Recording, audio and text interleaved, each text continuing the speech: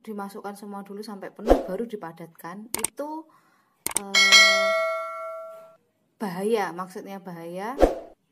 Misalkan aja yang bawah kurang padat, berarti kita akan bongkar ekobrik kita, dan itu akan menambah pekerjaan baru gitu. Jadi padatkan ekobrik secara bertahap. Halo teman-teman, dan yang belum jadi teman, berteman yuk.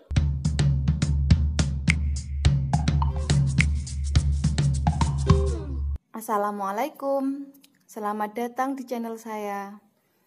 Kali ini saya ingin memberi tips membuat ekobrik yang baik.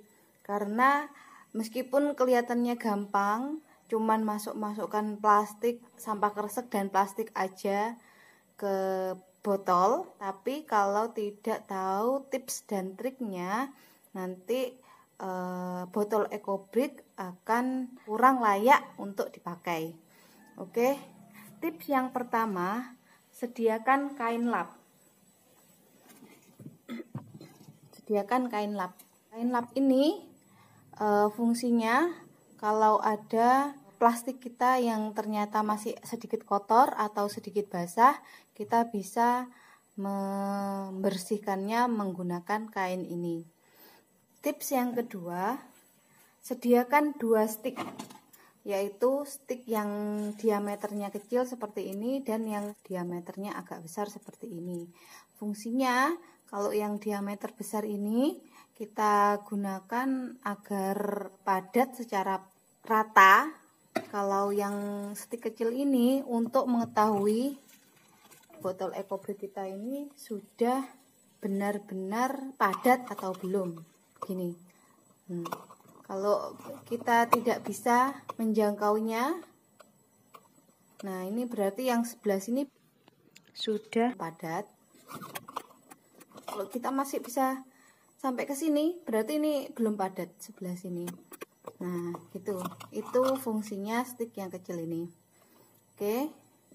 Kalau belum padat, kita harus padatkan kembali dengan cara memasukkan kresek dan membawanya ke dalam seperti ini. Nah, seperti ini ya. Ini berarti belum padat. Oke. Tips yang ketiga, pisahkan sampah plastik dan sampah kresek. Kita kan bisa memasukkan plastik apa saja ke sini ya, kresek, bungkus jajan, bungkus mie instan dan lain-lain. Nah, itu pisahkan antara kreseknya dan plastiknya seperti ini. Kita pisahkan tempatnya. Kenapa? Karena kresek dan plastik ini beda fungsi. Kalau plastik fungsinya untuk mengisi, dan kalau kresek itu fungsinya untuk membantu memadatkan. Karena kresek ini kan teksturnya lebih lembut dan lebih gampang untuk dibawa kemana-mana. Jadi kalau ada bagian-bagian yang kurang padat, memadatkannya pakai kresek, tapi untuk mengisi itu pakai plastik seperti ini. Oke, sekarang kita ke tips yang keempat, gunting kresek agak besar-besar. Sedangkan yang bungkus plastik yang lain yang tebal-tebal seperti ini digunting agak kecil. Sekarang kita akan menggunting kresek agak besar-besar ya. Kita gunting agak besar-besar agar nanti kalau mau dibawa ke sisi-sisinya itu lebih gampang.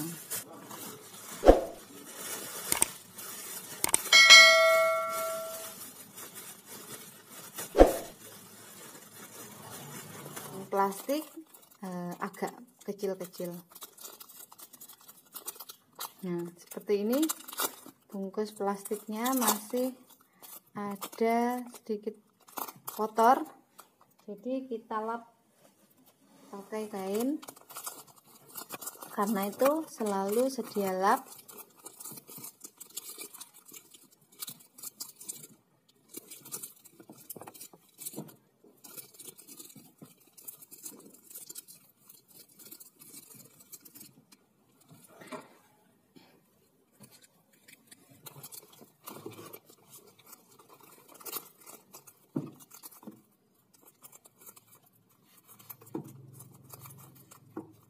Nah, ini kita sudah menggunting plastik yang kaku kecil-kecil, sedangkan plastik kresek agak besar-besar.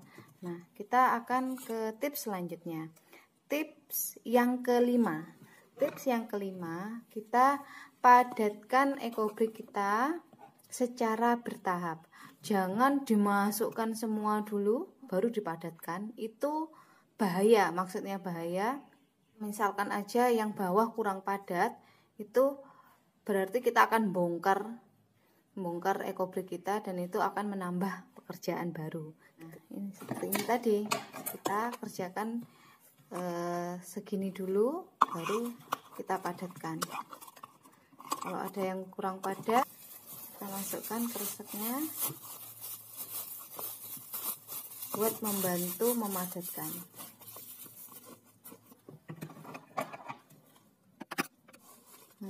Kita bisa membawa plastik ini ke yang belum padat.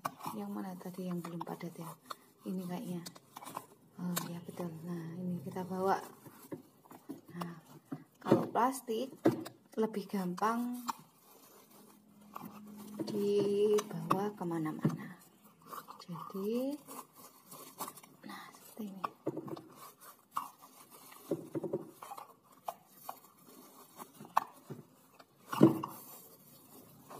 Nah, seperti ini ya. Dibawa ke bawah.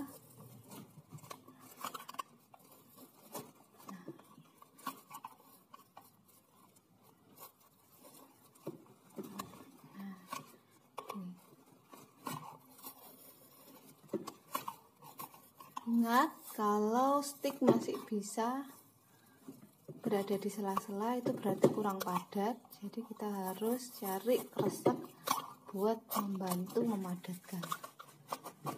Nah, ini juga kurang padat, berarti kita ambil kresek lagi, masukkan lagi.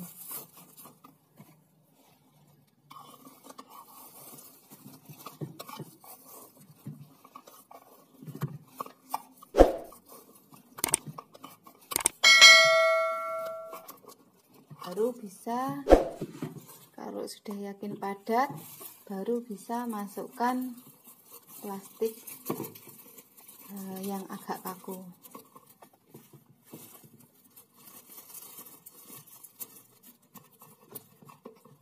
Ekobrik ini butuh sangat banyak sampah plastik ya.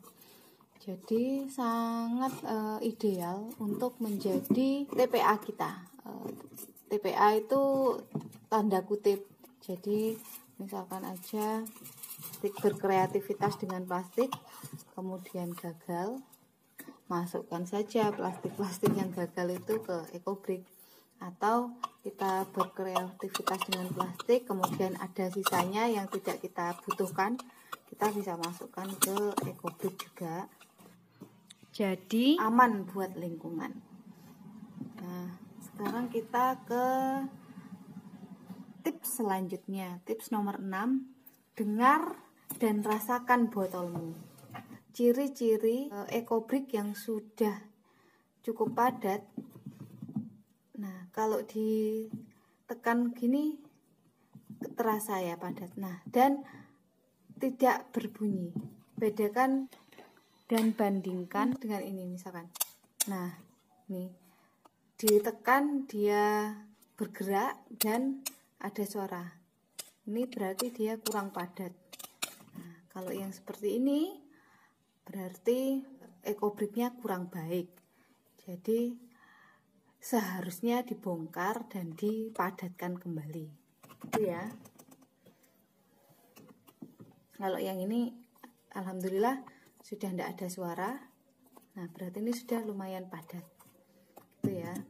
Oke, sekarang tips nomor 7. Tips yang terakhir ya, timbang ekobrik secara berkala.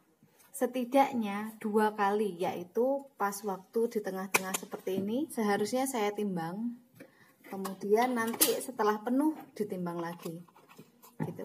Jadi ketika isinya masih separuh, itu waktu kita timbang seharusnya kurang lebih beratnya sudah 100 gram. Jadi saat penuh nanti ekobrik kita bisa 200 gram. Kalau yang botol 600 ml begini, minimal berat ekobrik itu 200 gram. Kalau bisa lebih baik. Jadi timbang secara berkala agar nanti kalau ternyata kurang beratnya, kita tidak terlalu banyak membongkar ekobrik kita. Oke, itu tips dari saya agar kita bisa membuat ekobrik yang baik. Ada 7 tips. Semoga bermanfaat dan dapat diterapkan ya.